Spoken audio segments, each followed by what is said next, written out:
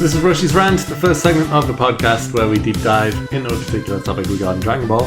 And this week, we're talking about superhero again, believe it or not. Because, we talked about this episodes ago when it first came out in Japan. But now, it's being released in the UK. Well, as of recording, it's like the day before this video is released. It's on the Thursday.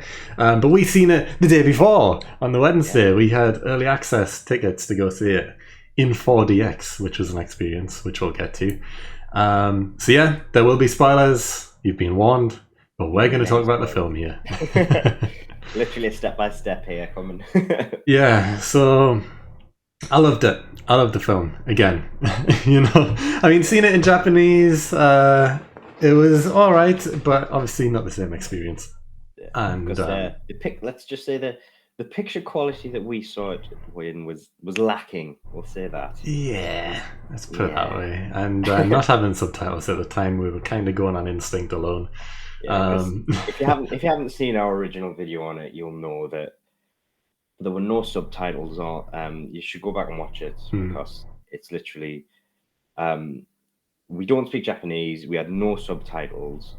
We watched it, and then we watched Garesh's review. Yeah, where he kind of explained it in a bit more detail. Yeah, and so we kind of had a context after the fact and built it from there to give our opinions based on that. Mm-hmm.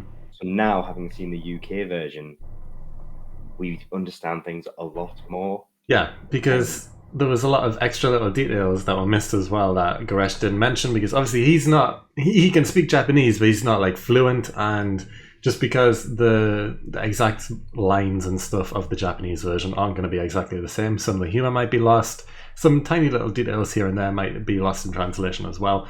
So now we've got it all cleared up and we understand. So that's good.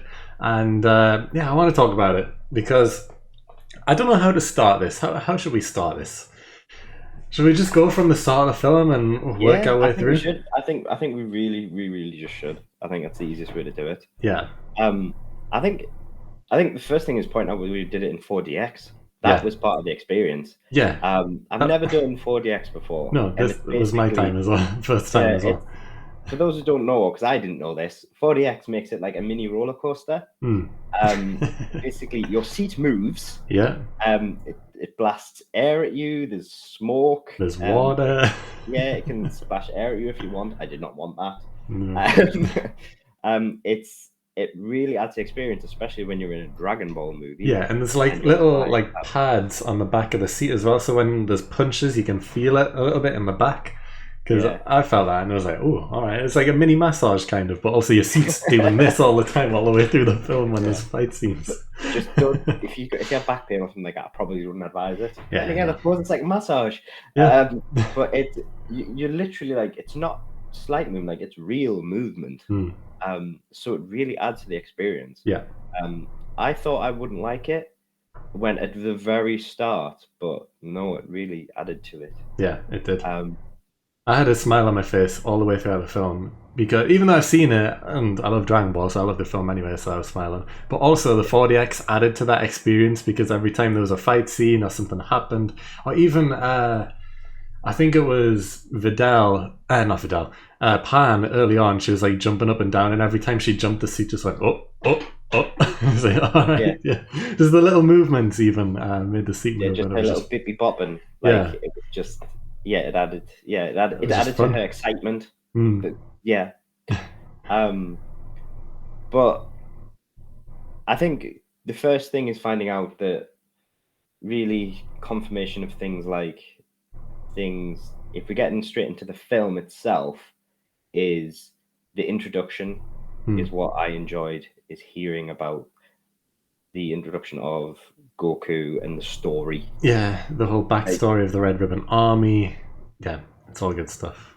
It's a proper introduction of the past, of the history of OG Dragon Ball and Dragon Ball Z, and upscaled, re-rendered graphics as well. It's like, yes. It's literally like it's the joke of when the movie budget kicks in. Yeah, it looks beautiful. It does. All of it looks fantastic, and it just sounds great. And it is a perfect introduction into the film as well, because it's all relevant. Yeah. with Dr. Gero and everything like that, and it flows perfectly into Dr. Heeroh. Yeah. And into how his it's introduction. in being Dr. Gero's grandson, and I just think that it's great. It is clean. It's very clean, and I like it. Yeah. I very much thought it was very well done. I like that. I like the introduction of how they've slipped in Android 21 as potential, even though it's not technically Android 21. It's Vomi as Dr. Gero's wife, because it means that whilst Android 21's not technically canon, her human counterpart is. Yeah. Because it means that we've got a potential villain. Future villain, yeah. For the future, who is a fan favorite from the games, and I think she could be interesting if she does end up coming in. It wouldn't surprise me if she did end up coming in eventually. I mean, personally, I don't know if she's really needed at this point. I don't think she'll ever be that strong enough to be a massive star, but I don't know enough about her, to be honest. She's a game character in games that I don't really play. So okay, I don't know her I think it'd probably lore be enough. it should be a side villain, if anything, ever. Yeah. I think things have escalated too far. If she was. She'd be a side story villain. I don't think she'd ever threaten people like Goku, or by this point, Piccolo or Gohan. Yeah. Or maybe even Dr. Heeroh, since it is his grandma, I guess. Yeah, true. Yeah. But little details straight away that one knew that I wasn't aware of is like why Dr. Heeroh was in prison. We should state as well, he's 24 years old. He's young. I mean, he looks a bit like a kid anyway, but he is only 24 years old. And he was in prison because he was trying to make androids, and he reanimated dead people and put them to work in a convenience store. And then the police found out and were like, you can't do that. So they put him in prison. And that's why he was in there. Just because he wanted to, get better at robotics and reanimation and that type of thing. But the thing is, he didn't do it he didn't do it to rob a bank or anything like that. No. Like, he didn't do it in an evil way.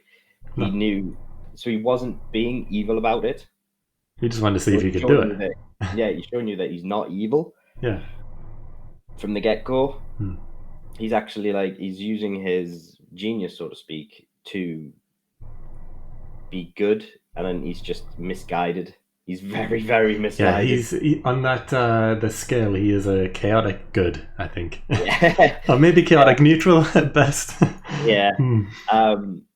So, but he's definitely chaotic because when the Red Ribbon Army go to find him, and he's leaving because they can't actually recruit him immediately because he's in prison. Yeah, they have to wait 3 months, and then they go pick him up outside of prison. And when they pick him up, he's throwing a grenade in prison into the prison at the bad guys because they've been bullying him. Yeah.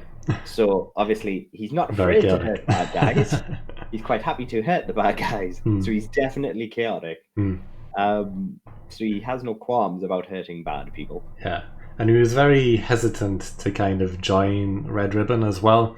Like he's very aware of who they are as well. He outright states that he didn't really know Dr. Gero, like he was too young at the time, didn't care about him, and he is not the reason why he's interested in androids. He made that perfectly clear. He sees Gero as being very smart, but then he says, yes, but if he's a genius, I'm a super genius. Yeah. He doesn't actually know that Cell was a bad android. Yeah. He didn't know. Yeah, he didn't know that Cell was bad. He didn't know any of that. He knows that basically all he knows is that Red Ribbon Army has a history of being the bad guys. He doesn't know much about Capsule Corps, other than that they're Capsule Corps. Yeah. And he just basically knows nothing about his grandfather's history. He just knows that something was happening with his grandfather, but he doesn't know the history of Cell. He was too young. He doesn't know. Yeah. And he just wants to further his research. So he just doesn't trust Red Ribbon at all. Because yeah, like Carmine and what's his name, Magenta. They're just trying to convince him that he should join because they're making up lies, pretty much saying, "Oh, the Capsule Corp have all these aliens and they're doing bad things and they're going to try and take over the world at some point when they're ready for it." To try and convince Dr. Heeroh to make some more androids to fight back. Mm-hmm. And they actually show him a clip of future Trunks, fighting Frieza and killing Frieza. As proof that they're aliens. Yeah. So technically, basically, he convinces him through that because he convinces him that Dr. Giro created Cell as a defense mechanism. So it basically, they manipulated him. Yeah. And he's not 100% convinced. And what tips him over the edge is that his greed to want to further his own research. Yeah, and that they would fund him. Yeah. Because he had no money and he had no way of making money. Because that was another thing. He was working in different labs and they kept kicking him out because he doesn't really work well with others and he just didn't have any funding to continue his studies. So now he joins basically because Red Ribbon will give him as much money as he needs. So he knows that the Red Ribbon aren't particularly good people. Yeah. But he also I think he genuinely believes that Capsule Corp aren't good either. Yeah. I think he believes that Red Ribbon are bad, Capsule Corp are worse, and also he's willing to go with Red Ribbon because they'll give him his research. Yeah, and then also Carmine threatens him with a gun in the front seat. He's like, "Yeah, you better join with a gun," and he points at him. And then Dr. Heeroh states that, "Yeah, I mean, I've injected my skin so that I can take the impact. So, your bullets, they don't threaten me." Yeah. So basically, he's got indestructible skin. Yeah, he's got super skin. Yeah. And a bee, and he has a mechanical bee that basically can kill anything. Yeah. Anything remotely organic. If it stings you, then you die, pretty much. Yeah. It's like a surveillance bee that he can basically watch with anything, so he's not worried whatsoever. Yeah. Smart guy. Yeah, not bad at all. Yeah, but then we cut to Piccolo, and yeah, we see him just chilling. He gets a phone call from Videl, and Videl asks if he can pick up Pan from school because she is teaching fighting at a school. She's like a fight teacher, pretty much. That's a thing that she is now. I can't remember. She's not just a housewife. Yeah, she doesn't say martial arts. Oh no, actually, you're not training Pan first. She hasn't been to preschool yet. Ah, yeah, that's true. Yeah. Oh, I'm skipping ahead. No, we cut to Piccolo and Pan first. Yeah, I'm skipping ahead. Yes, we cut to trainer Piccolo first. So Piccolo is now a trainer. He is training once again. He's continuing the lessons, and he's training Pan now. And he's training the same way Piccolo is wont to train. And he's basically once again throwing children into rocks. Yeah. He's like, "You're all right." So basically, so Pan's doing a good little job. She's throwing herself about. She's throwing about her kicks. She's looking tough. She's doing a good job. But Piccolo's not pulling his punches, and he literally just throws her into some rocks. But she's tough. She's doing well. Yeah. But she's getting frustrated. She wants to learn Ki. She wants to catch up. She's about the same age as Goten and Trunks when they were starting to turn Super Saiyan. Yeah, she's 3 in this film. Yeah, she's lagging behind. She can't fly yet. She can't use Ki, anything like that. She's frustrated. And Piccolo even says, "Let's try and work on you flying before we work on Ki blasts." Yeah, he won't teach her. Yeah. And he gets her to try, and she tries, and she fails. Yeah. And she just gets frustrated. And then they have a discussion about Gohan. Because she asks, is it true that Gohan could be stronger than Granddad or Grandpa?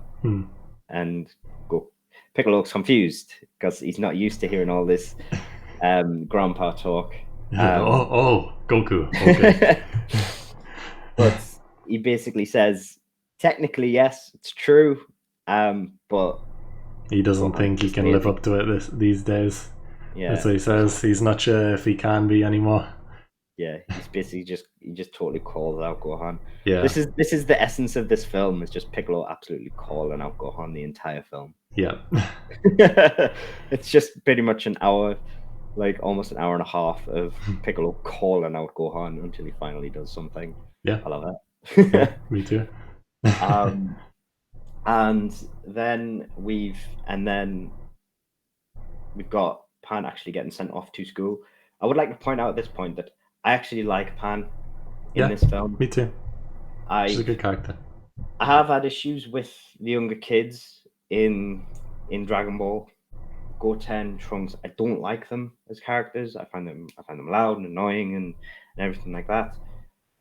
Pan, I was okay with. I thought she was she's what I expect as a kid character. I didn't find her annoying or anything like that. I actually found her quite funny a couple of times. She had a cute dynamic with Piccolo and stuff like that. Like, I just enjoyed her as a character, which I was very surprised at. I was worried they'd ruin her as a character. I thought she would just be a Goten 2.0. I like it. I was pleasantly surprised. Yeah. So I know I like her. I think she's a bit different from the rest of them. Yeah, they gave her something to do in this film. She was a focus throughout the film, I guess. Yeah. Yeah. She's kind of like a mini badass, and I like that. Yeah. she like holds her own a little bit, and I like that. So no, I like that. She has a nice dynamic with Piccolo, which I like. Because the thing is, like, all you had with Goten and Trunks is they're just two little guys who just go off and be annoying together. Whereas Pan has a dynamic with one of the adults, which I like. So she has interactions. So I like that. Yeah. So I think she might take over that. If she's going to be in the show more, I think she'll take over that with Piccolo rather than Gohan, maybe. Yeah, potentially. I could see that. Yeah. But yeah, I guess now cutting back to what I first started talking about. Because then he tells her to get lost and go to preschool, and then she flies off super fast. So she's obviously runs off, not fly yet. Sorry.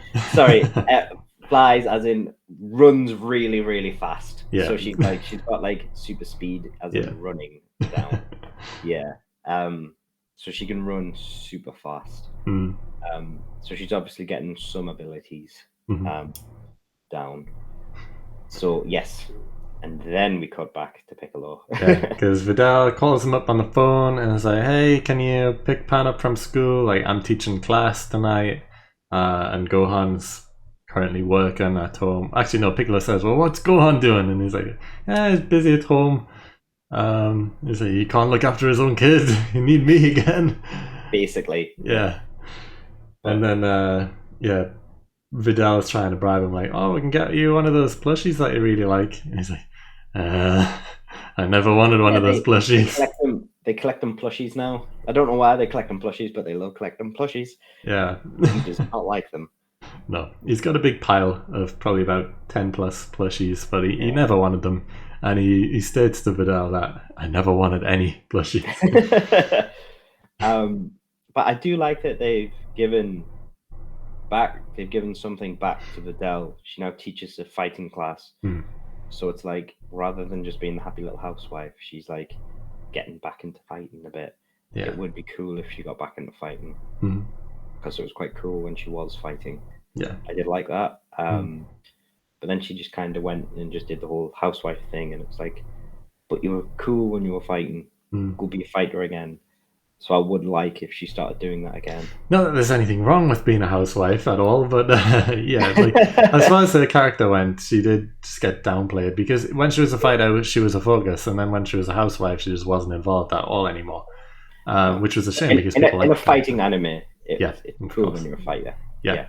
So it's good to see she's still keeping up with some training at least, and teaching maybe the next generation of fighters as well.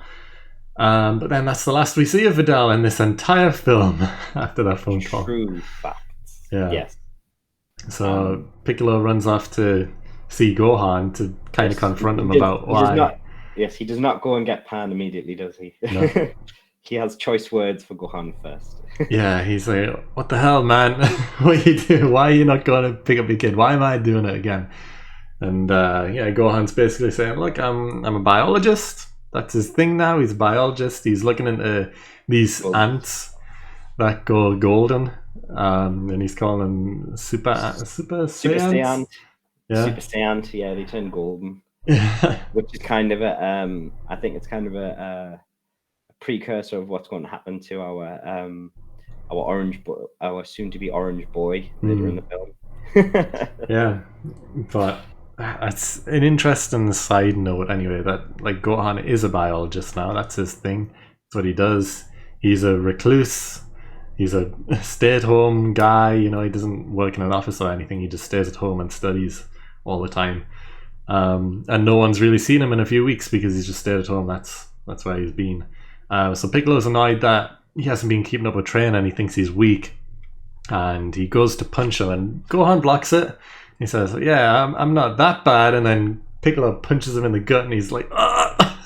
Immediately, like with off guard, downs him. Yeah. And then Piccolo like clothes beam and puts like Piccolo's gear on Gohan, and Gohan's like falling to the floor and he's like, "God, this is heavy." And Piccolo's just like, "Yeah, wasn't that heavy when you were a kid?" And they say, "Oh, absolute burn." Like, can't even handle it when can handle it when he's a kid and not an adult. Yeah. Wow. Oh, man. Absolutely brutal. Yeah. And so he leaves. He still agrees to pick her up, and then they obviously, "We'll still get you one of them plushies. I never wanted one in the first place." Yeah. Oh, it's funny. But yeah, we cut back to more of the Red Ribbon guys, and where they start explaining the plan to Dr. Hedo in more detail. They bring up on the screen that the Capsule Corp's strongest warriors for world domination. We have Goku, we have Vegeta, we have Majin Buu, and we have Hercule, Mr. Satan as well, because you know they're talking about Goku and Vegeta and Majin Buu like the evil Majin Buu, and they're talking about Hercule. He could also be an alien. We're not quite sure of his power yet. They're not 100% sure if he was actually involved in the Cell incident, like how involved he actually was. Yeah. They don't know. They don't actually know that he had nothing to do with it. Yeah. So they're wary of Mr. Satan. They're not sure just how strong he is. Yeah.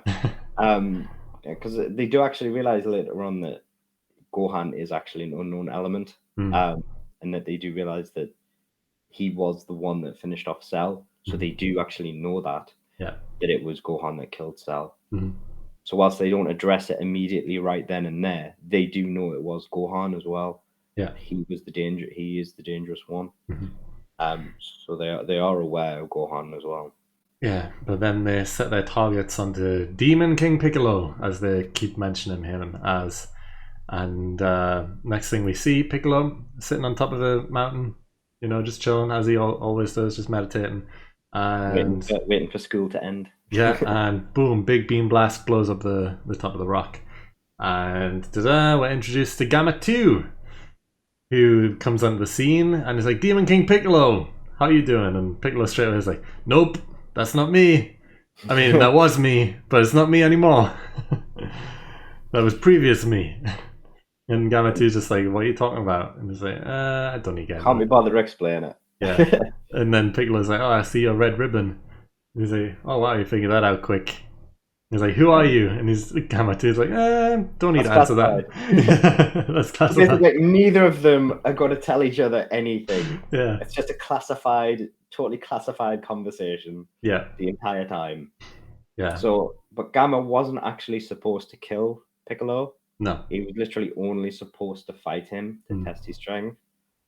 But that was until Piccolo started annoying him, and then he's like, plans change. Yeah, and because he noticed the red ribbon insignia, which is stupid, because he shouldn't have put the red ribbon insignia on him, but because he noticed that and he recognized it, Gamma had to kill him. Yeah. So he tries, and you know, there's a big fight scene, and in the middle, Piccolo says, "Why can I see your sound effects?" Which is a funny little line. I like that, because yeah, I didn't know that was even said in the Japanese version at Because all. you've got the It's kablamos and the booms and everything yeah, like that. But it turns and out, Piccolo can actually see that. yeah, and then nice little thing. Skim forward slightly when Gamma's is back at the Red Ribbon base. We see like he's kind of off to the side, and Carmine and the other one, Magenta, were talking to each other, and like the Gammas were at the side, and he's striking all the poses and stuff. And he's got like a mini hologram that appears behind him of like pow Malfunctioning. and boom Yeah. and all that stuff. So it's like he makes a hologram come behind him. So that's how Piccolo sees the moves. When he hits people, little holograms appear behind him. Yeah, Hedo loves the superhero idea so much Yeah. that he's installed that into the android. Yeah, he openly admits he loves superheroes. He's inspired by them. He loves the style and the costumes and stuff, and that's why Gamma 1 and 2 were made. Yeah. Yeah, but back to the fight anyway, because we'll Yeah. skip forward a bit there.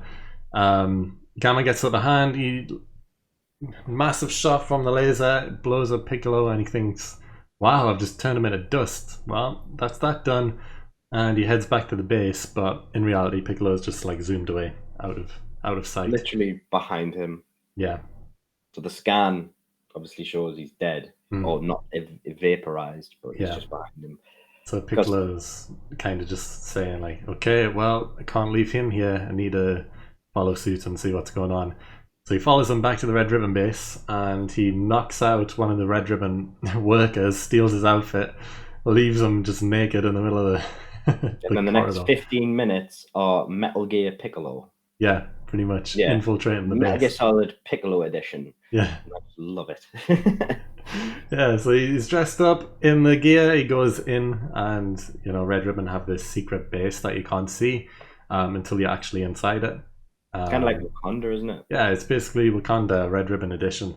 They've got this whole like mountain top area, which it looks like a lake on top of a mountain, but when you fly closer in, it's actually like a full industrial like city, I guess. Complex, complex. Massive, giant complex. Yeah, so Piccolo's going in, and that's when he finds out more about how their plan is to like take over not take over, but like defeat Capsule Corp. And this is when you're introduced to Gamma 1 as well.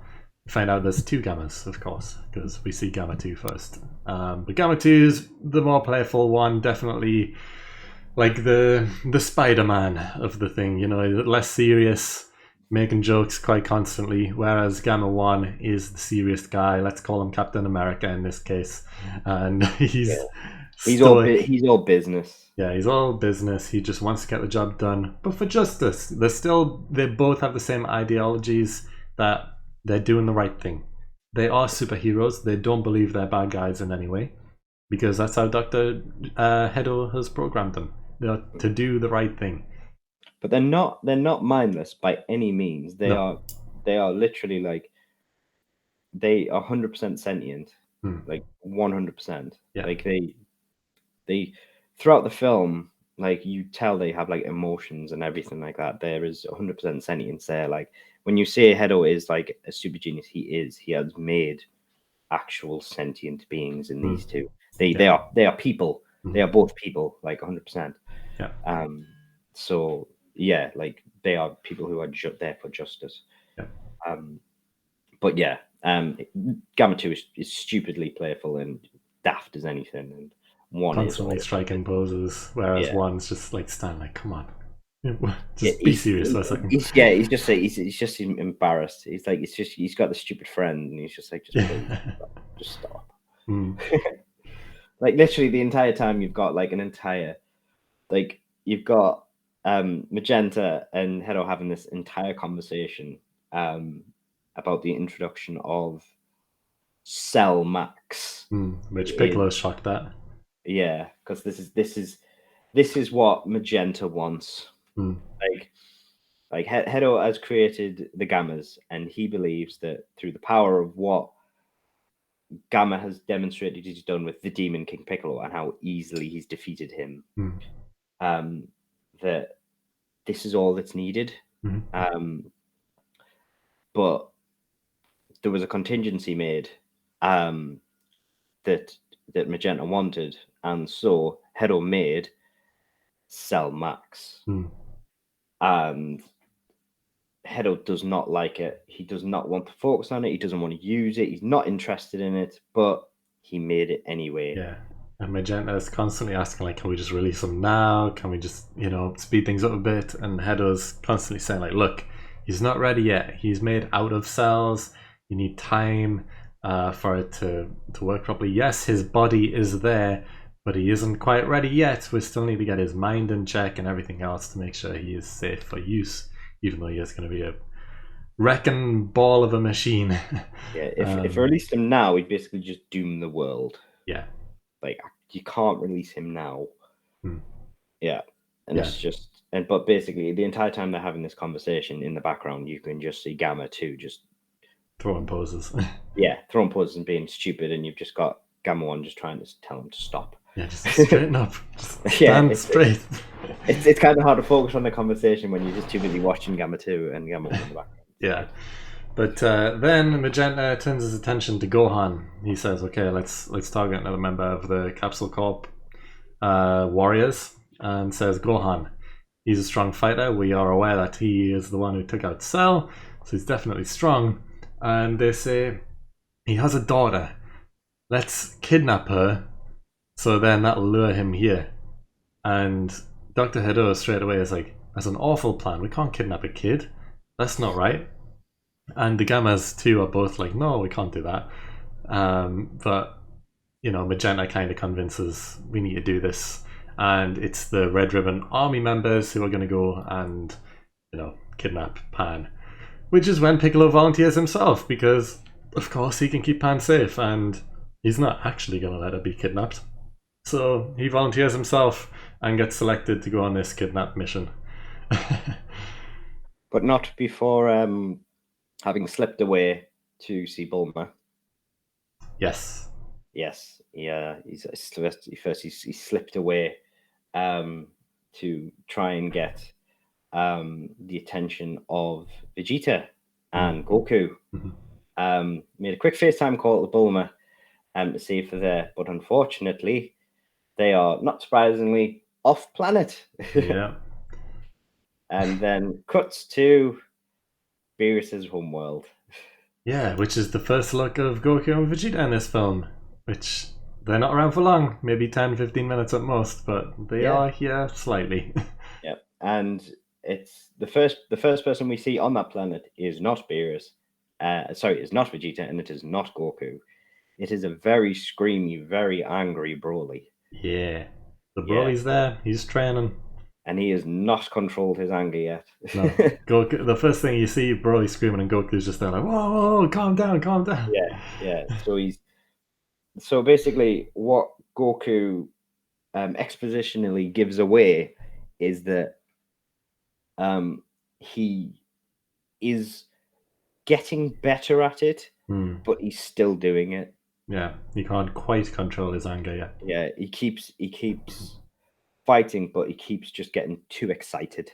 Yeah, and then we see Vegeta just meditating on a rock, and Goku's like, come on, Vegeta, what are you doing? You're just wasting time sitting there. And Vegeta explains, we have seen so many strong fighters these days.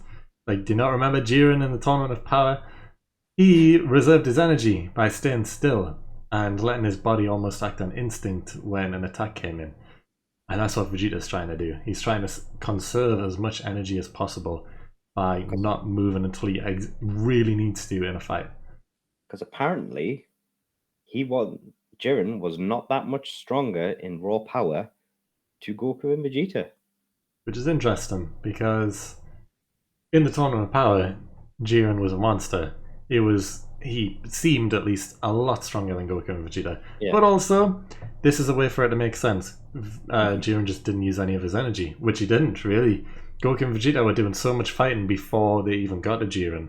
So yeah, he just reserved his energy, and that's what made him so strong. So basically, what they were saying he was doing is he was just focusing his fighting techniques, and he was just honing the way he was fighting.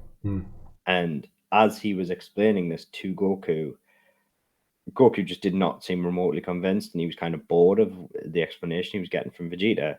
But Whis just appears and just he's very impressed. Yeah. with what Vegeta's saying. Oh, they finally figured it out. Yeah. Basically, 100% congratulates Vegeta until, of course, he does a Whis and mocks him and says, "Shame it took you so long to work it out, though," because he's Whis. Yeah. So mocks him to bits. Beerus turns up, wants to know why everything's so loud. Also, explanation gives away how long it's been. 4 months. Yeah. He's been asleep for 4 months because yes, we say, "Oh, how long was I sleeping for?" And then we say, "Yeah, about 4 months." Yeah. So, and then he wants to know what all the noise is about. Finds out Broly's on his planet and is not happy about that. Yeah. So, I don't know. Is he afraid of Broly, do you think? I don't think he's afraid of Broly. It's just, as they even say, like, don't worry, we brought him here because we didn't want Frieza to find Broly and try and take revenge, and we figured this would be the safest place because Frieza's not going to come to a God of Destruction's planet. So But that's why they're there. Yeah, but they actually live there now. Pretty much, yeah. So yeah, but I didn't realize this from the other videos is they actually live there. So they weren't visiting there to train. Chila and Broly and I keep forgetting that other guy's name. I keep forgetting his name as well. I was trying to think, but I was like, I can't remember. So the they've orange actually guy. So they've actually been. They outright now live on Beerus's homeworld. Which, to be fair, they don't really have anywhere else to go. No, so that they haven't. I mean, what was the other planet called? I can't remember. It wasn't a very nice. The planet that Broly was on? Yeah, I don't know. But there wasn't really much life or anything there. No, so I think that's why they were okay living there. So yeah, they're okay there. I mean, they then earn their place officially because Broly's mate turns out to be an amazing cook. Yeah. Which Beerus loves.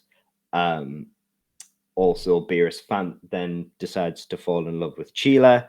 Yeah. And we says, "Oh yes, Lord Beerus has a type. I'm surprised you haven't realized this yet." Like, what? When have we ever seen Beerus like even show any sort of interest towards anyone so far? Yeah, I don't know if I'm missing something there. Yeah, it's like the only female that they could be hinting at is Bulma, but I highly doubt it. Yeah, he hasn't really interacted with any other female. The first thing he did when he met her was slap her. So I doubt it.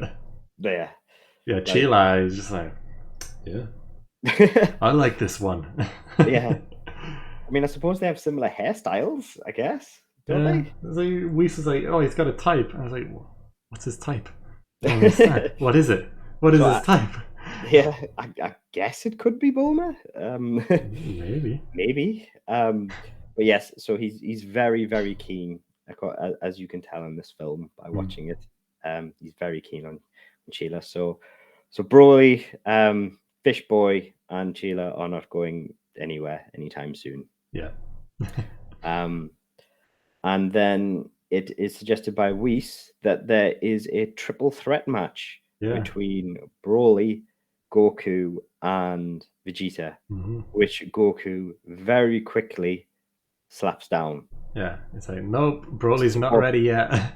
Supported very quickly by Vegeta as well. Yeah, it's like, if Broly fights and we lose control of his anger, this planet will be gone. Are you sure you want to do this, Whis? And we say, yeah, good point. But then instead we suggest a mano a mano between Goku and Vegeta. No power-ups, no ki, no nothing. Just straight up fists, nothing else. And that's it. And they have at after a meal, of course. And it's a good fight. They start out, but it turns out it's going to be a long fight. Broly gets told to basically sit down and watch, and you can tell that Broly's really enjoying the fight. He's very intensely watching. He's into it. He's learning.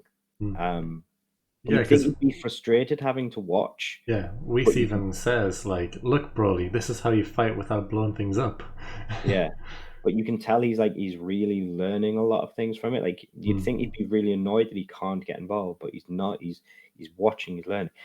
He's you can tell he's getting something from it. He's not just like, he doesn't just want to be this raw instinct animal. He wants to learn to be a fighter. Yeah. So he's really, really enjoying it. And then it focuses back to the actual fight, and Beerus then calls out something of Vegeta. He says it's subtle, but there's something different about the way Vegeta's fighting. And it's basically going to show that his fighting style's changed. And it's pointing out, obviously, that the meditation that he's been doing, it looks like it's been paying off. Yeah. And I think it's hinting that basically he's starting to try and do what Jiren's been doing. So it's hinting at something else. Yeah. Maybe a new transformation. Yeah. Ultra ego. Yeah. But yes, so we'll come back to that later. Yeah. But they do say it's going to be a long fight, so they do cut away. And we don't come back to that for a long, long time. Yeah. So, and that's it. That's literally all you get from them till the post credits. Yeah, literally the post credits. That's it from the film. Film wise, that's all you get from Goku and Vegeta. Yeah, the thing is, Bulma's trying to contact them, but because they're eating ice cream while watching the fight, a tub of ice cream gets put on top of Whis' staff, and they can't see the incoming call, and then yeah, that's how they can't get in contact. Which, yeah, of course. They don't reply because of food. Yep, makes sense. The world's ending, but yeah, food blocks that. So, Piccolo knows that he's not going to be able to get Goku and Vegeta. He can't really rely on Gohan. He knows he's going to have to be the one to fight, probably. He knows that Pan's going to get abducted. He knows it's probably going to be up to him. He knows he's going to have to go pick up. He's going to have to be the one to go pick up Pan, so he needs one last-ditch effort before he goes kidnap Pan. So he goes and sees Dende. Yeah, he goes and sees Dende. Well, actually, he doesn't. First, he goes and sees Yajirobe and Korin. Yeah, to get some sensu beans, and Korin only has 2. It's like, you've got one job, Korin. How come you only have 2 beans? What's going on here? Like, what have you been doing this whole time? Yeah, when was the last time you even used any? Yeah, like the world has been fine for at least 4 months since Beerus last slept, and we assume that was straight after the Tournament of Power. So what has Korin been doing this whole time, making beans? He made 2, or he only has 2. Where's the rest gone? Yeah. Or does it just take months and months to have even 1 bean? Them some serious beans, like. Yeah. You would think, since they're such a valuable asset, that they will be constantly churning them out. Like proper factory process to get as many as possible. Capsule Corp should get that and just sort something out so there's a constant stream. Even if they're not 100% top tier beans, they can just eat multiple beans. Yeah. But anyway, he gets to, then goes visits Dende and asks about if he can get his potential unlocked, like how Gohan and Piccolo did back on planet Namek. Because Dende is the same clan as Elzaguru. And Dende explains, well, we can only do that once we've hit a certain age, so sorry, can't do that yet. But the dragon might be able to do it. So, yeah. Dende is aware that Bulma has all 7 balls, and he decides, you know what, I can probably change up the dragon a bit, make sure that it's possible for the dragon to do. In the worst explanation I've ever heard in my life. Yeah, it's like, I made the dragon go from 1 wish to 3, so I can probably make him better. I'll just do it again. Yeah, those are pretty much the exact words he uses. Yeah. Like, there is no variation there. I think the exact phrase he uses is, I upgraded Shenron once from 1 wish to 3 wishes, so I'll just upgrade him again. Yeah. It's like, well, why don't you just constantly upgrade him then? Yeah. Make him all powerful. Like he didn't say now that I'm older I can do it again or anything like that. He literally just said, so I could just upgrade him again. Yeah, it's like, well, why don't you just upgrade him to give you 10 wishes instead of 3 now, instead of anything else? Why not? But I literally, like, I struggled to. I was sitting next to Heeroh, yeah, and I think you might have heard me like chuckle to myself when I did it. Yeah. But yeah, Dende just comes out with the Shenron little like statue thing inside the glass case and a vial of water, and he just pours the water on. Shenron glows, and then it's like, yep, he's stronger now. He's better. I think, okay then. So Piccolo flies off to go see Bulma and the 7 Dragon Balls to get his wishes, and he does. First thing, straight away, Shenron pops up and he's like, "Speak your way." Oh, hey Piccolo. And he's like, "Oh, yeah." Okay. I like that touch. By the way, I really like that touch. Is the fact that he actually knows Piccolo. Yeah. Like, as Because I guess like it's like, yeah, because he's Kami, and it's weird. Yeah. Like throughout this film, Piccolo references, "Oh, when I was Kami," and "Oh, when I was Demon King Piccolo." It's like, but I'm not them anymore. It's like, oh, he's never said that before. He's never said back when I was Kami or anything. He's been like, no, I'm Piccolo. It's. I think it's because this is a Piccolo film. It is Piccolo's film as much as people say it's Gohan. Yeah, it's 100% Piccolo. Piccolo is the main. Yeah, this is Piccolo's film. As much as people say it's Gohan's transformation and stuff like that, this is Piccolo film. Yeah, Piccolo and Gohan is like Simon Pegg and Nick Frost. Piccolo is Simon Pegg in this film, but Nick Frost, Gohan is just as important pretty much. But he's not the main. But yeah, it's because it's Kami. So basically, the dragon, like, he typically says, "Speak your wish," and everything like that. He doesn't even finish that sentence. He immediately recognizes Piccolo, stops speaking halfway, and just says, "Hello, Piccolo. You alright? What do you want?" And I like that. I like that touch. It's little things like that I always appreciate. So I really like that. Yeah. So he was just like, "Hi, Piccolo. What do you want? Yeah. How can I help?" And Piccolo straight away, he wishes for his potential to be unlocked, and Shenron's just like, "Yep, okay, no problem. Here you go." Boom. Piccolo's like, "Whoa, I'm feeling good. I feel strong." The thing is, he likes Piccolo so much that he doesn't just do that. Yeah, he says, "Yeah, I'll do that for you," and something extra. He even says, "And I gave you something extra." And it's like, and you're like, "Oh, so he didn't just unlock his potential. Shenron likes him so much, he's giving him something extra." Yeah, hint for the future. And then Shenron's like, "Okay, what's your second wish?" And Piccolo's like, "I've got nothing. Anything." Yeah, Bulma, you want to use them? And Bulma's like, "Yep, definitely." So she jumps in, and her first wish was like, she wants a badonkadonk. She wants it. And Shenron's like, she wants the buns of when she was a college girl or something like that. What's she say? When she was in college. Yeah, that's okay. This is a kids' film, remember? Shenron's like, "Okay, you have better buns," and Shenron actually says the word buns. Yeah, and Piccolo's just like, "You using this for cosmetics? Are you serious?" Like, "Don't judge me." It's like, "I judge you." I don't care if Shenron or Piccolo. I judge. It's like, you're really this petty? Yes, I judge the writers right now. Yeah. And then she gets the wish, and then she's got another wish, and she's like, "Oh, I want to increase my eyelashes by 2 millimeters." Actually, no, wait. Yeah, did she do that one? It was wrinkles, but then she changed her mind to eyelashes. Yeah, I want those wrinkles removed. And I said, "Actually, no, I want my eyelashes slightly longer." And then Shenron's like, "Yep, there you go." And Piccolo just can't believe it. And then after Shenron's gone, they realize, wait, we could have just wished Goku and Vegeta back here. Yeah. Like, did you, like, Bulma's freaking out because Piccolo's just like, we could have just wished Goku and Vegeta back here. And Bulma's like, oh, you didn't think of that either. Yeah. Bulma realized it before Piccolo did. Yeah. Well, oh. And yeah, Bulma's fighting back like, well, yeah, but you didn't think of it, so, we're both just as bad as each other. And Piccolo's like, oh, yeah, he's backing off slowly. He's like, yeah, I've got to go pick up Pan from school, actually. I'll be 100% fair. Until they actually said it, I didn't think of it. No, I didn't think of it. You don't in the moment, I guess. But yeah, I mean, they used it to get all the Namekians on Earth when planet Namek blew up, so they can transport people. 100%.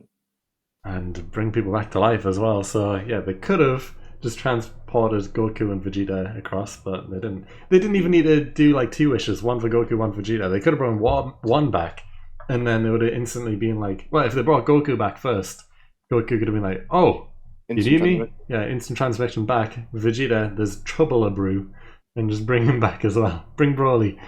Yeah. Don't bring But Broly. That would have been an error. yeah, but yeah, they didn't think of that. They can't contact them. And then we see Piccolo kidnapping Pan. Yeah, he heads back, goes and gets him, and then it all begins. Yeah. Pan instantly recognizes Piccolo. Like, oh hey Piccolo, and Piccolo takes off his like face guard and like, oh you recognize me? He's like, yeah, I sense your energy. Like, okay, we've got a plan here. We're gonna make your dad try and be strong again. Yeah, not So after just not after she recognizes the Red Ribbon Army soldier first with Piccolo, yeah, and she one shots him. yeah. This is why I'm a fan of the new Pan. Yeah, she knocks him out and turns to a teacher who's standing there. It's like, I don't know this man at all. Like, Literal stranger danger. She one I like shots this that. like 10-foot, like 300-kilogram beast of a man. Just one shot, absolute one shot. I loved it. Yeah, I was I love the line of like, I don't know this man at all. She's like, I don't know this man at all. Hey, Piccolo. Yeah, and even the teacher says, oh hey Piccolo, Mr. Piccolo, like Yeah. I'm glad you're here and all this stuff.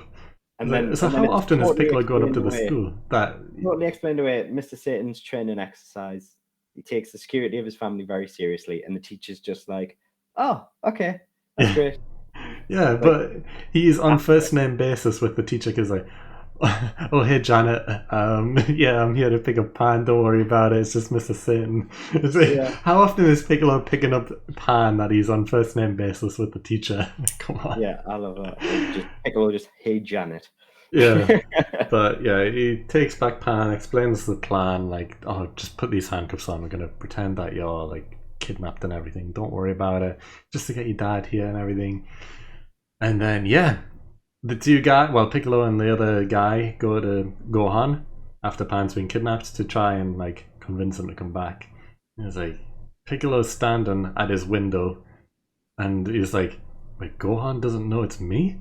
Like, you can't believe that he's been that like lazy with training that he doesn't even recognize that it's Piccolo when Pan did straight away. Yeah. Pan recognizes his key. Mm. That's how she noticed it was him. She didn't see him. Mm. She recognizes his energy, and Gohan didn't. Yeah, that's how annoyed he was. Yeah. So he was raging basically. But anyway, yeah. They do manage to convince Gohan to come back to the base anyway, because they show him a video of Pan in handcuffs, and Gohan, Daddy, please come help me or save me or something. Yeah. So he's like, basically, they're pointing a gun at him, and he's just like, "Can you get off my property? I don't know you." Obviously, because he's not threatened. It's a gun. He's just like, I can beat you up. Like, that's fine. Just take me over there, please. Yeah, but then they show him a video of Pan, and he erupts.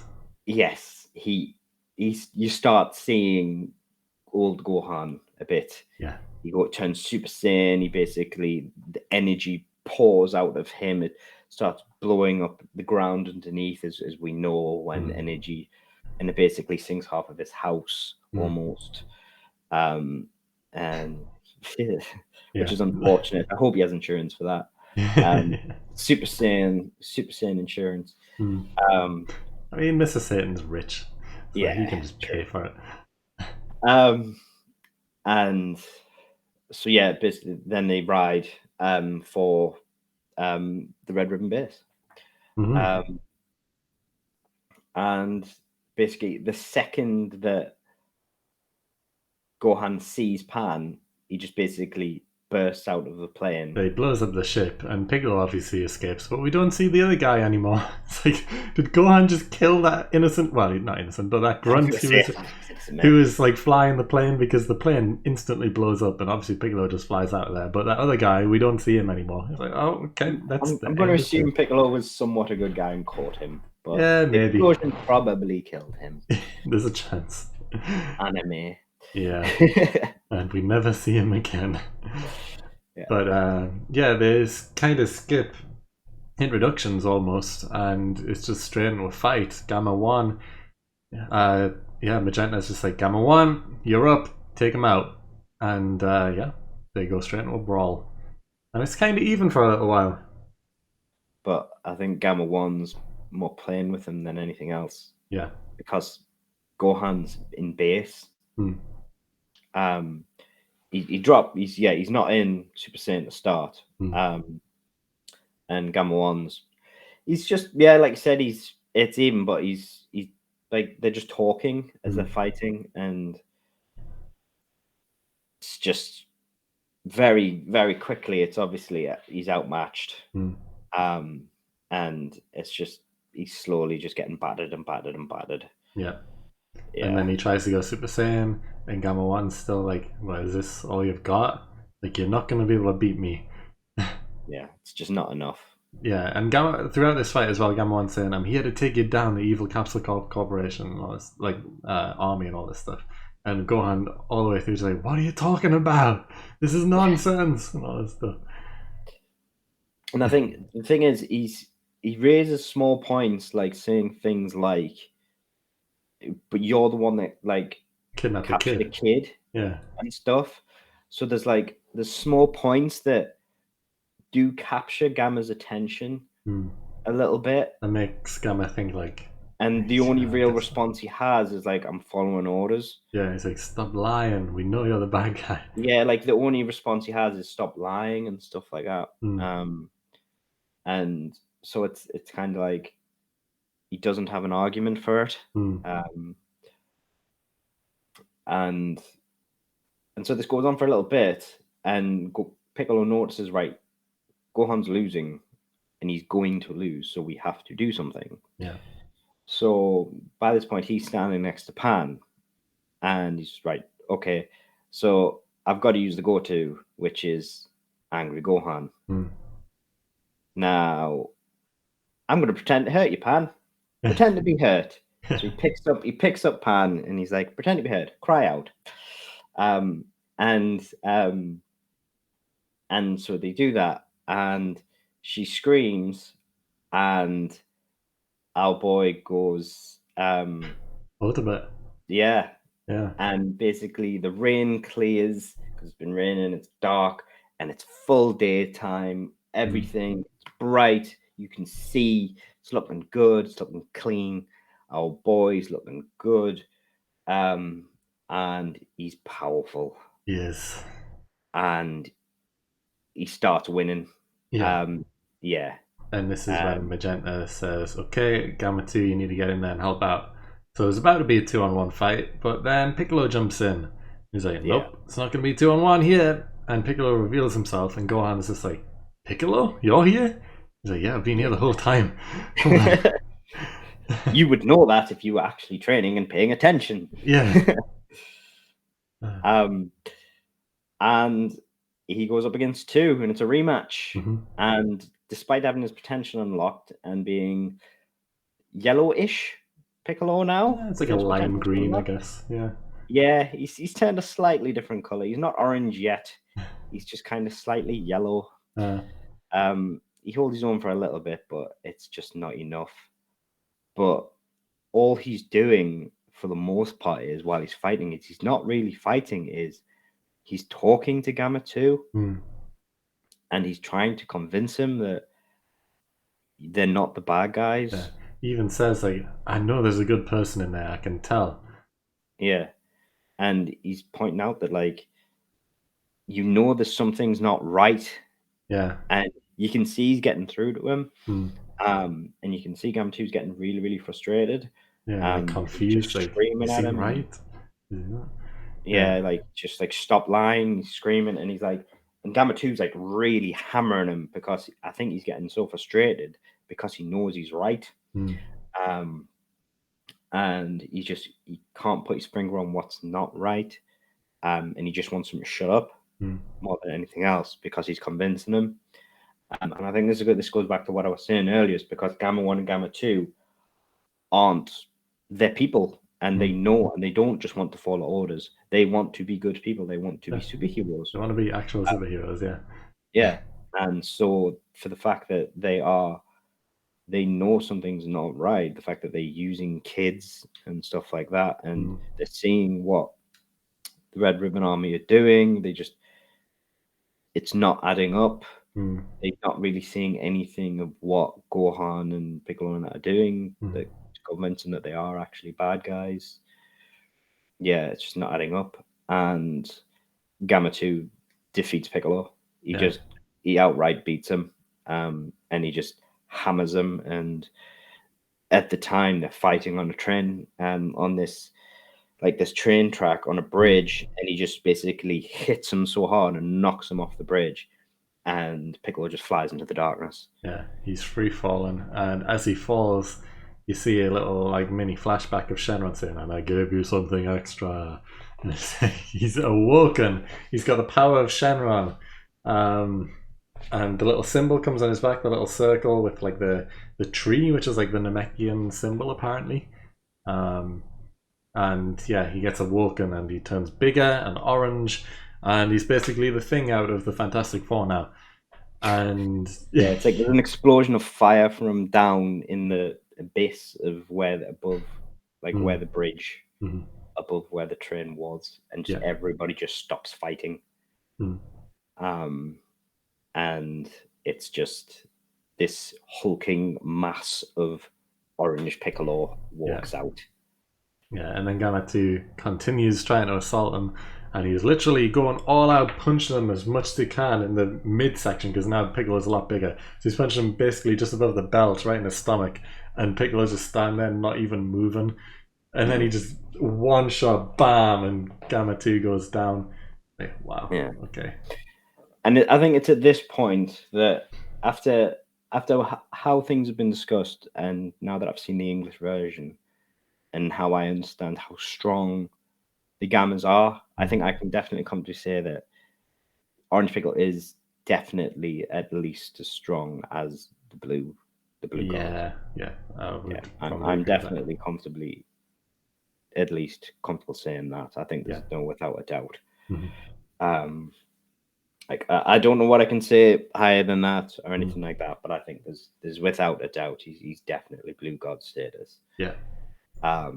Because just the fact of how we one shot them,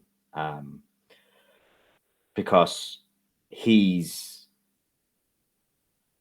Ultimate Gohan is because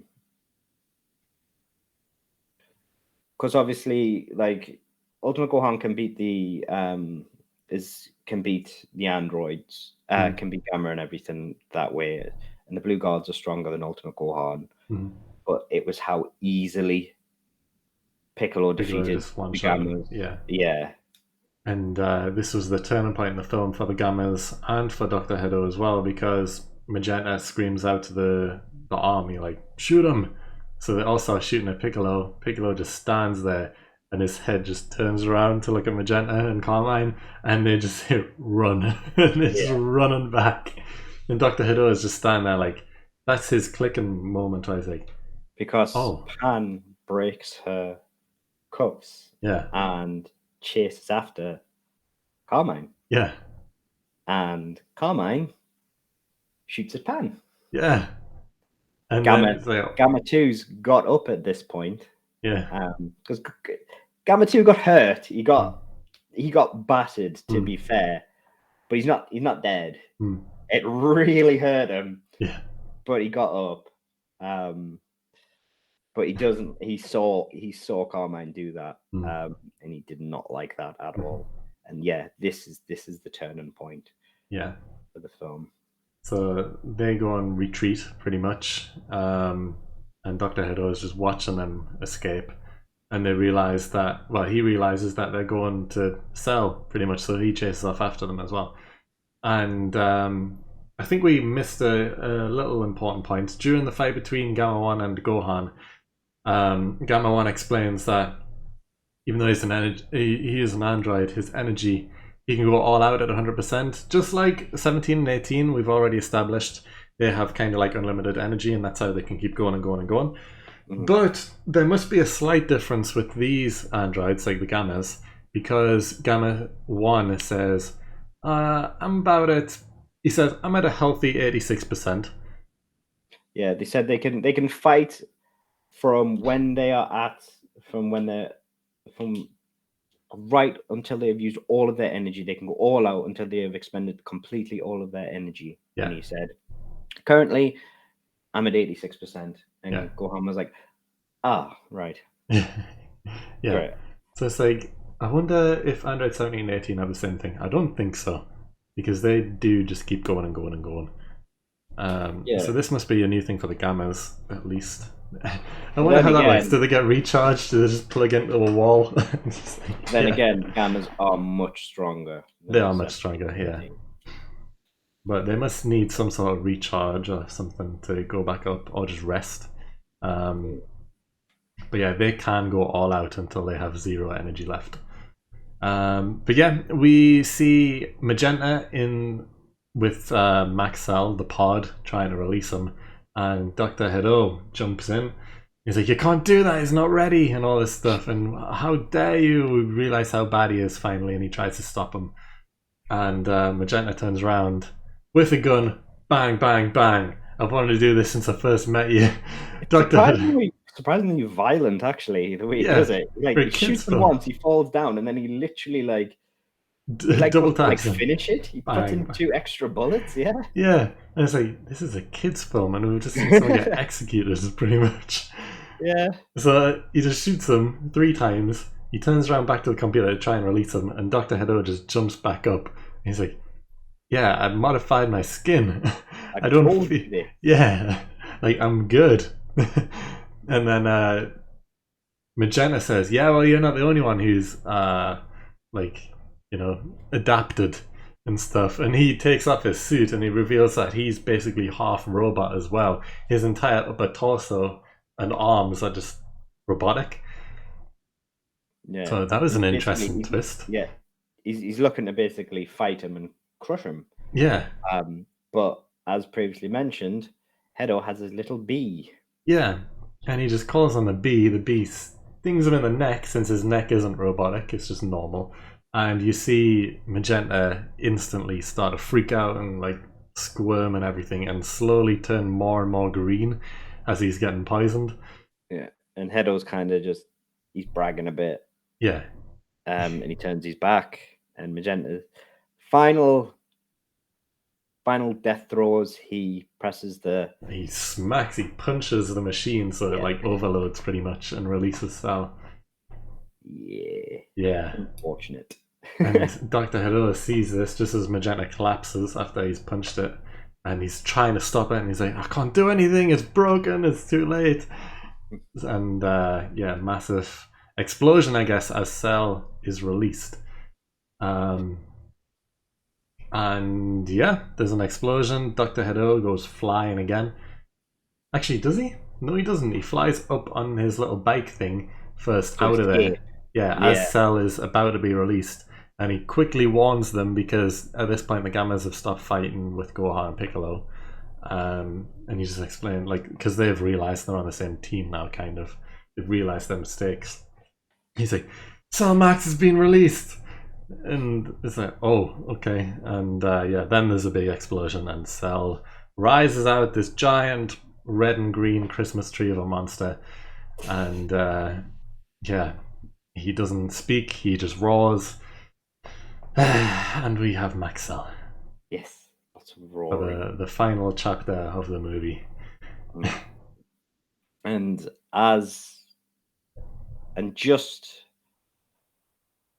just before Salmax has erupted, what's happening is that to the side, as all this is going on, is Bulma's arriving with the cavalry.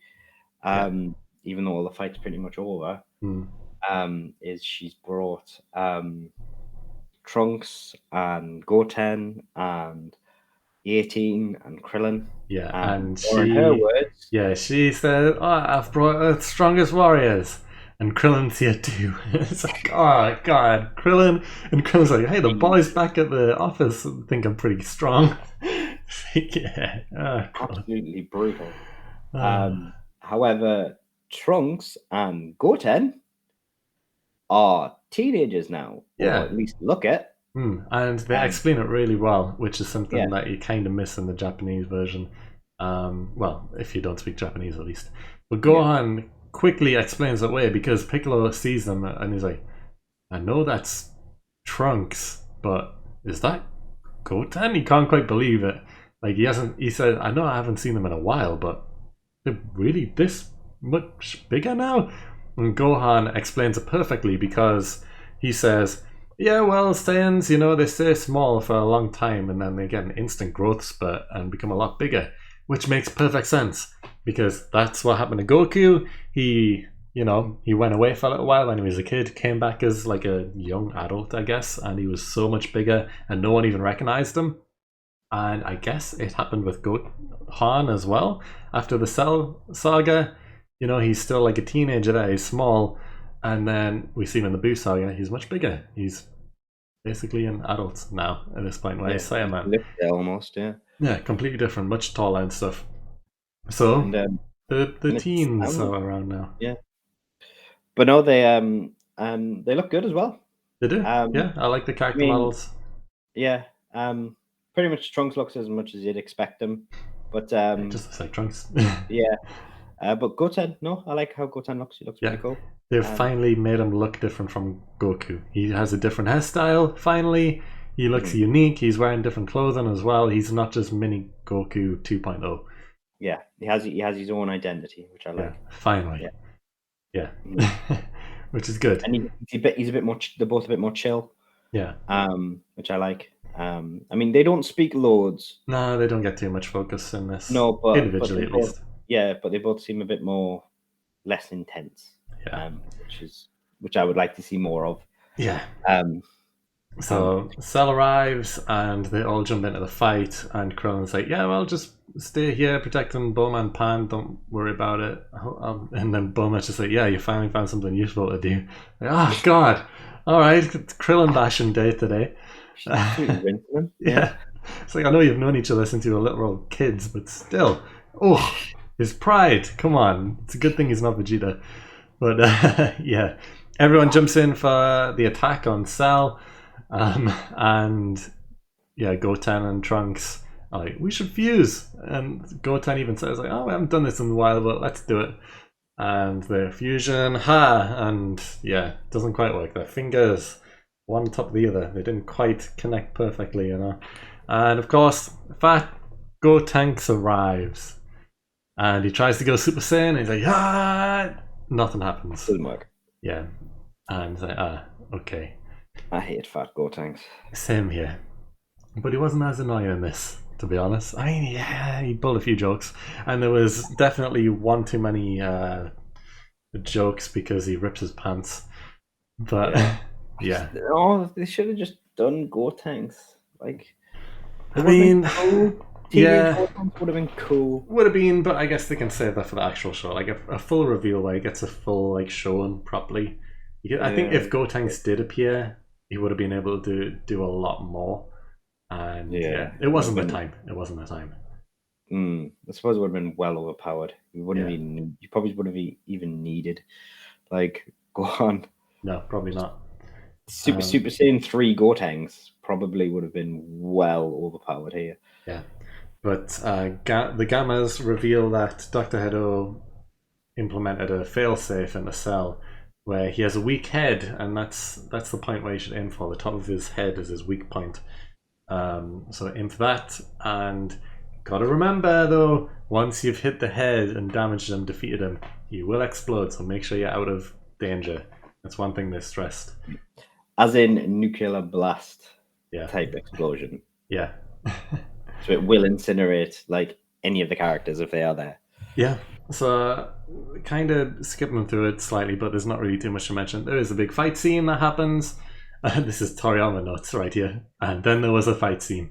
Yeah, basically. But yeah, there was a big fight scene. It all goes down, and they realize they struggled to break the head, despite hitting it lots. Yeah, and Sal's throwing out explosions and stuff, and Dr. Hedo is down, and they realize that he isn't quite dead, even though Gamma 1 thinks he is dead. But Gamma 2 is throw back to the start. I was like, you didn't confirm your kill. Gamma 2 is saying, yeah, you didn't confirm the kill. Dr. Hedo is still alive. I was like, yeah. And then Gamma 2, is like, okay, I'm gonna do just the superhero thing. I'm gonna power up. I'm gonna aim for the head, and you'll know when it's coming. Distract them, and you'll know. And yeah, he goes up into the air, full like out of He doesn't go Earth's up in the atmosphere. air. He goes up in space. Yeah, out of Earth's atmosphere, and he's charging up.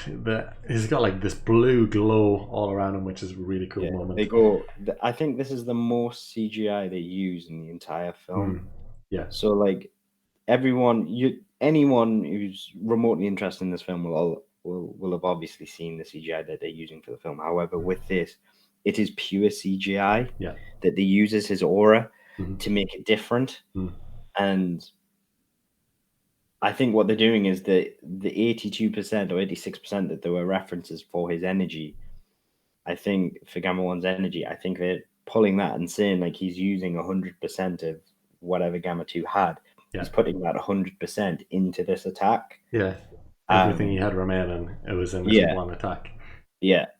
And basically, he's up in space and basically he powers down, flying down at Cell's head. And Cell gets his arm up, and Gamma's like going into his arm, and Cell's trying to hold him up, and he does for a few seconds, and then he cleans through his arm, but doesn't quite hit the head. Cell's arm is gone. He's ripped it off, but Gamma 2's down, and he seems to be out of the fight. The energy's been drained from him, the color's been drained from him. Like, they definitely grayscale him a bit at that point. Like, his blue cape isn't as blue anymore, his orange jumpsuit is not as orange. Yeah, he's like full grey, he's done. Strange side note, this is clearly not the Cell we know. And it should be noticed as a side note, this Cell is semi-perfect Cell. It's not perfect Cell. Which makes sense because he wasn't ready to be released yet. So he was semi-perfect at this point. But anyway, going back. So the Cell that they have, it's not the Cell that we know because it's not. It's a different Cell. Regenerate. Yeah, like people regenerate the arm. People thought, oh, Cell's return in this film, it's going to be the same Cell, like the perfect Cell that we all know and love. But no, it's a different Cell. He doesn't have the same memories. He doesn't speak at all. He is literally just a beast in this. That just kind of happens to look a bit like him. He doesn't even look like him that much. He's a big version of semi-perfect Cell, but different colors as well. But but it's like, really, I think he's just a robot. Like, yeah, pretty much. Because he loses his arm, he doesn't regrow the arm or anything like that because it just drops off and that's it. It's even robotics at the end of the arm. Like it's not. So there's no indication of regeneration. So it's in no way. So it's kind of weird how it's called Cell because Cell is Cell. Yeah. I don't really understand why they went with Cell. Like, I'm not sure. None of the indicators point towards why it would be Cell, other than the fact that fan service. Yeah, I guess. Other than the weird thing is this is the least favorite Cell, because it's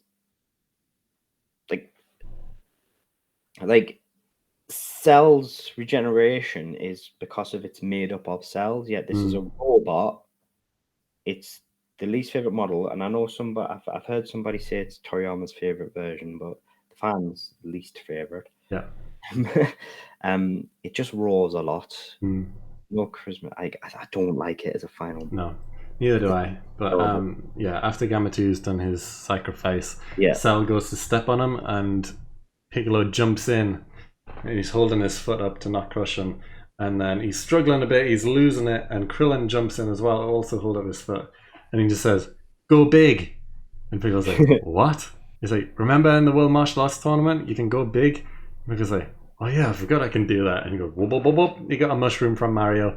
And he's massive now, basically the same size as Max Cell. And yeah, he does body him. He throws this giant red pillar just on top of Cell.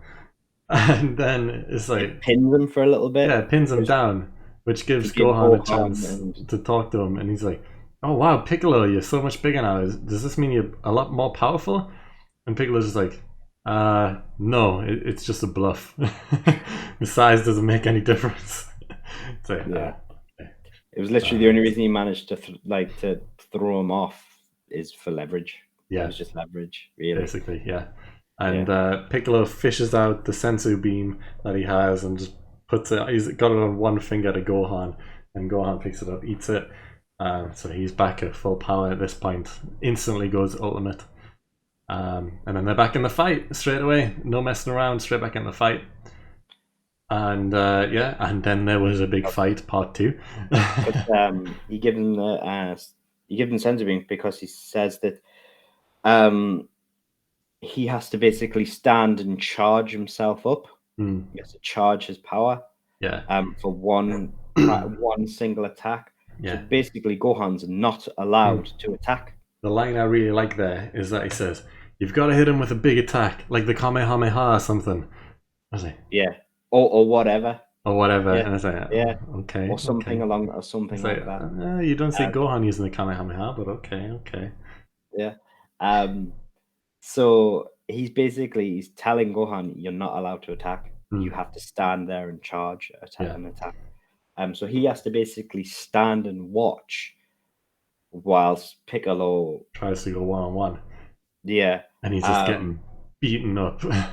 And you've got 18, Krillin and Gotenks and everybody watching. Trying to jump in. Gotenks is the first to break, and he can't watch anymore, and he rushes. And because he's Gotenks, he gets immediately battered. Fat Gotenks, he gets battered away. 18 goes in, and Krillin, and they all. So basically, grabs 18, flings her around, and smacks her into Krillin, and they both go flying down together. So basically, Gohan is just watching everybody he loves.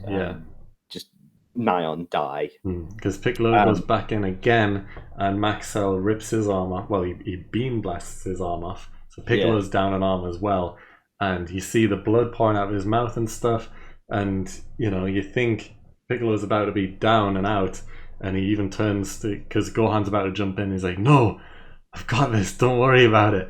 Keep charging." Yeah. And then he keeps getting beaten down. And then Cell finally gets what looks to be the death blow. He's holding him up, which looks like when Goku had Nappa above his head, and Nappa's just lying down like on top of him. Piccolo's eyes are pure white. Yeah, and he just throws him down to the floor. And that's the breaking point for Gohan. Yeah, and then the ping happens, and it's the Cell Saga. The red light, the transformation. Yeah, he goes all out. And then the big roar happens, which no doubt everyone has seen. If you've been on Twitter, you will have seen it happen, no doubt. You know what the transformation looks like.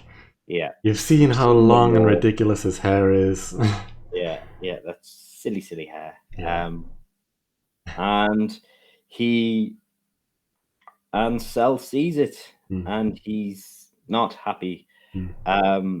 And he takes a swing at Gohan, and I noticed it. I noticed this because it threw me back to the Cell Saga.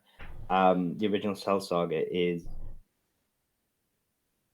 when Gohan unlocks, he's dumb.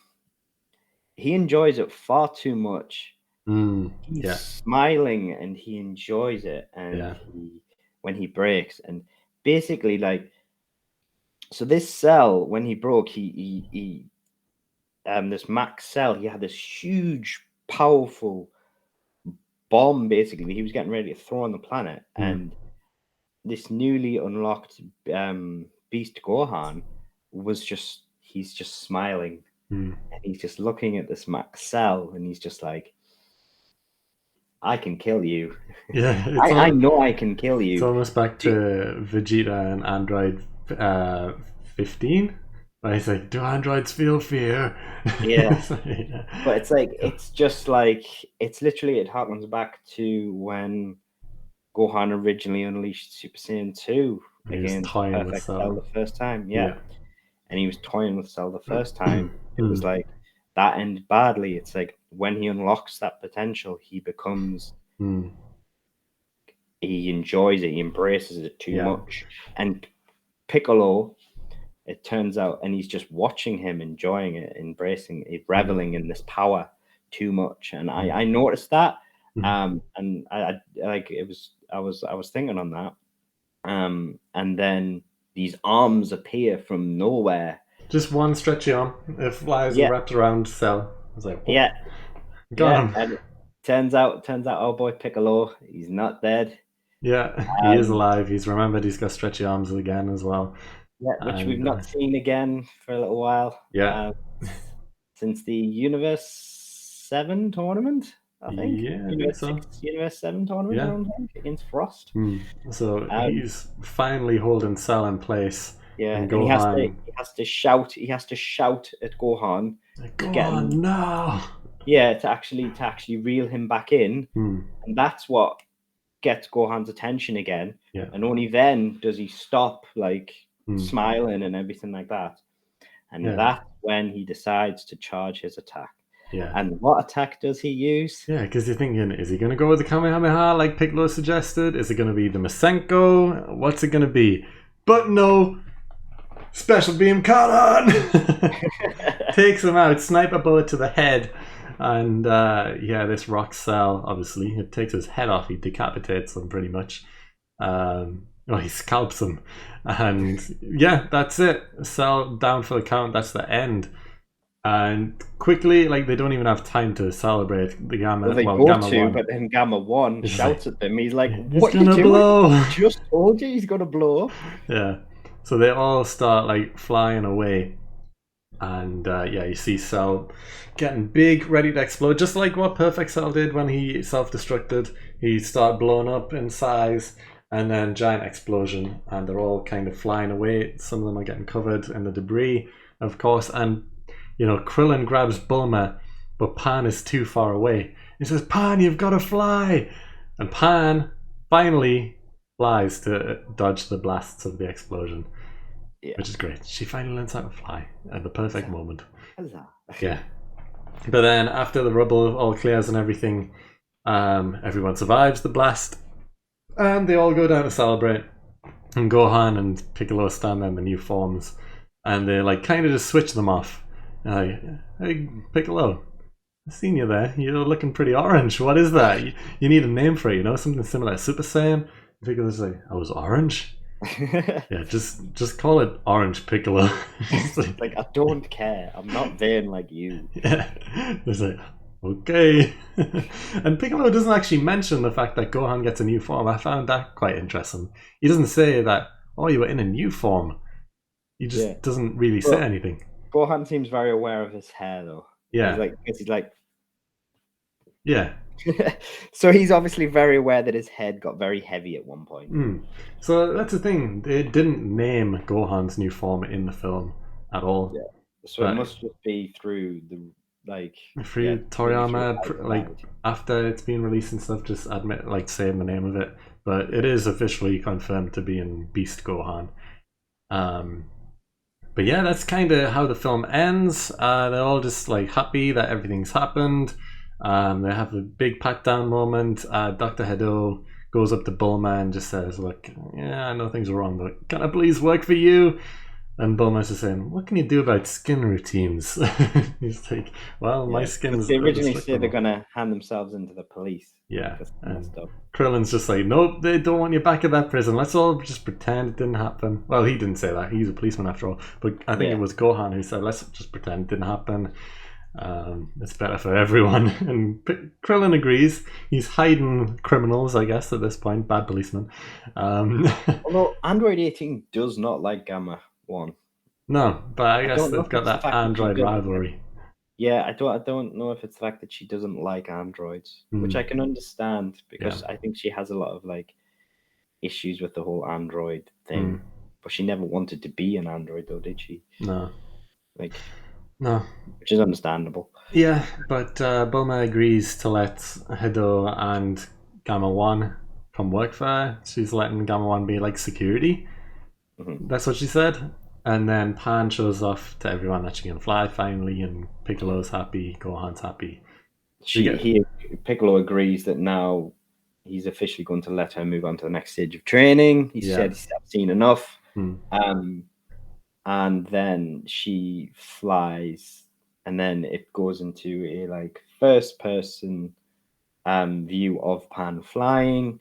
She flies past.